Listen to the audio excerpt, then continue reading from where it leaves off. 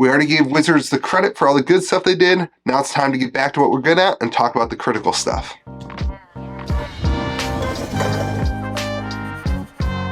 Well, what is going on, everyone? Welcome back to Kitchen Table TCG. My name is Louie. I hope you're having yourself a fantastic day as we get ready for the end of the year. I wanted to look through and evaluate Magic the Gathering. Yesterday we did a video that was the best of Magic the Gathering in 2023 and the ecosystem of the game. And today we're going to get critical. We're going to look at the 3 worst things that I saw happen in the Magic the Gathering environment this year. And we're going to get right to it. We're going to give you the good one, the number 1 thing that I think was the worst in 2023, and that is the execution of Commander Masters. Holy moly, do you remember the excitement that we all had for Commander Masters upon the announcement of this set? The first Master set to be focused in on Commander, the most played format for Magic the Gathering in the entire world, and we were all so excited about it.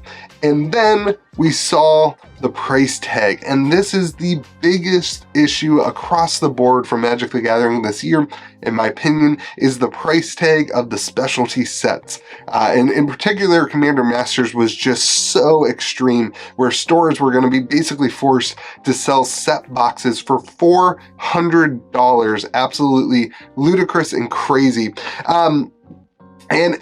Frankly, this set was really good. It had an amazing environment. Our store loves drafting Commander Masters.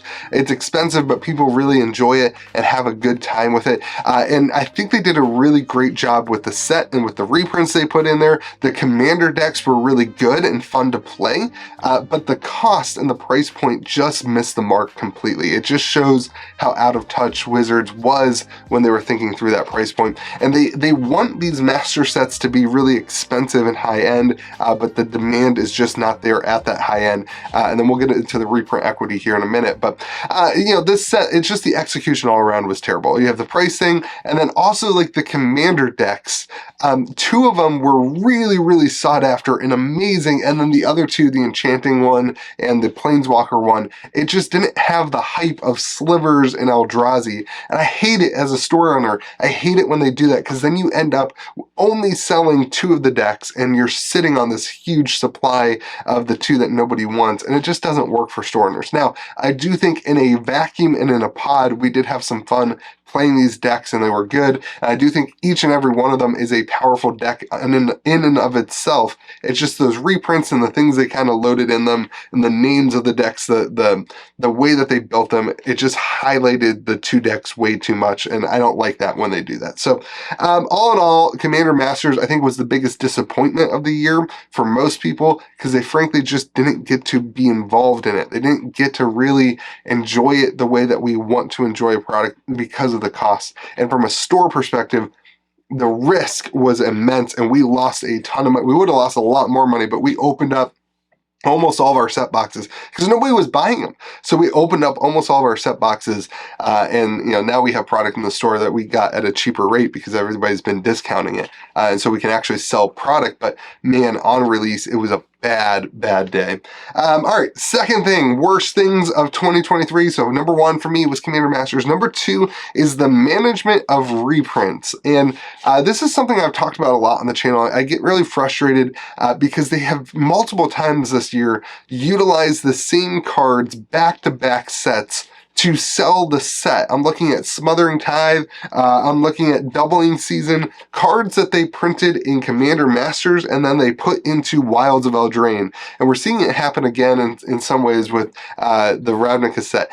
But the way that they are doing this and interacting with secret layers, we saw some stuff where they would like put out a secret layer and it'd be a big reprint card that everybody wanted, and yay, it's awesome, they're reprinting it. And then literally everybody buys the secret layer, and then like 6 days later they announce that that same card is going to be within the next Magic the Gathering set. And the way that they are interacting with the secondary market is a little bit it's kind of gross, to be honest with me. Putting the cards back-to-back sets, it hurts stores, it hurts the demand for the product, and it hurts the... I'm not really as worried about the value of the card as much as I'm worried about like the excitement factor and like why don't they just add a different card instead? And so I think there's some communication issues going on at Wizards from set design team to set design team. You know, they have these teams of 15 to 20, core people, and then I'm sure more people on the outside. And when they're not communicating about reprints, I think it just kind of goes south and they lose some of the luster. And they already have a reprint problem at Wizards. They're already printing so many products, doing so many secret layers that people they don't feel safe buying cards right now anyway, because it's like, when's the next time it's going to get reprinted and the price is going to drop? And so this kind of adds fuel to the fire, in my opinion, the way that they are managing reprints in 2023. Last thing, the third thing that I think is a big loss for 2023 from a store earning perspective is Dominaria Remastered. Particularly the print run of Dominaria Remastered. Again, getting back to the price point, it seems like people didn't love the price point of Dominaria Remastered, these remastered sets where they want to price it so high. But it also didn't help that there were 0 cuts. So you had this price point that was already high, and then every store got basically everything they asked for. I mean, I remember thinking that I was going to get hammered because this is a master set. If I order 200 boxes, I'll get 20. And so I over-ordered by crazy, I guess. I mean, that's the way things were. That's the way things were going for so long, was that you were getting 10, 20% allocations on this stuff. And then they just fell asleep on the printer button. And every store got stuck with basically everything they asked for. So again, we were able to finagle and move a lot of our product by opening singles and doing other things. But from a consumer perspective, it got rejected at the price point, and then they just completely bombed it by putting this stuff on Amazon. It's super frustrating that they had the opportunity to take that product and go back directly to stores through distribution and say, hey, the market hasn't accepted this price. Here's the product at a discounted rate, right? And instead, they went to Amazon and they sold it directly to the consumer. And man, it wrecked. I mean, consumers were buying consumers were buying Dominaria Remastered boxes at like $60 to $70 below my cost from distribution. That is nuts. That is a big, huge, giant flop. That is absolutely disgusting. And it just does not work for the ecosystem of Magic the Gathering. So I think that set, again, was really cool and really good, and a lot of people probably really liked it. But the way that it worked in the ecosystem was atrocious. They either should have lowered the price initially from distribution if they knew that amount of product was going to come out, or they should have reduced the amount of product to warrant this kind of, rarity of the product to get the price point to go to where it needed to be.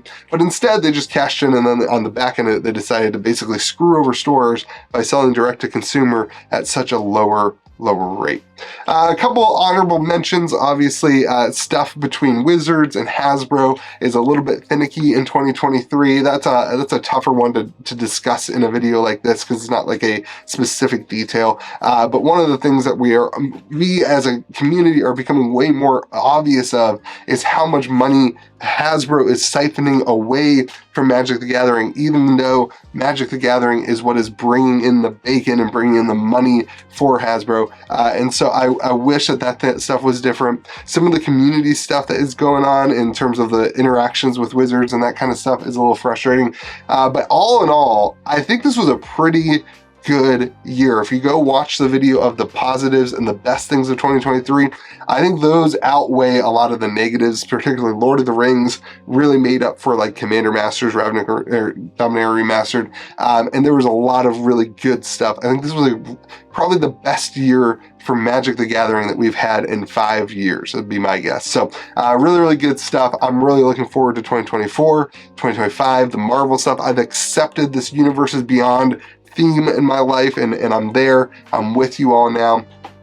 So let me know what I missed in the comment section below. Let me know if you disagree with the things that I didn't like, or let me know if there were things that I completely missed that are worse than these 3 things. Hopefully you have yourself a fantastic day. Enjoy the new year, and remember to be kind to the people around you.